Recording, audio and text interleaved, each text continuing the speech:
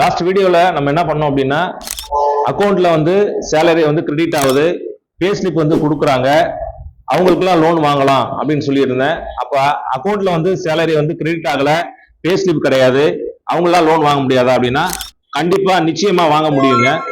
இப்ப நீங்க எங்க கம்பெனில இருந்து ஒர்க் பண்றீங்களோ இல்ல எந்த ஒரு கடையில ஒர்க் பண்றீங்களோ அந்த ஓனர்கிட்ட இல்லைன்னா அந்த ஆர்கனைசேஷன் இருந்து நீங்க ஒரு பே சர்டிபிகேட் வந்து வாங்கி கொடுத்தீங்க அப்படின்னா கண்டிப்பான முறையில என்ன பண்ணலாம் அப்படின்னா லோன் வாங்கலாம்.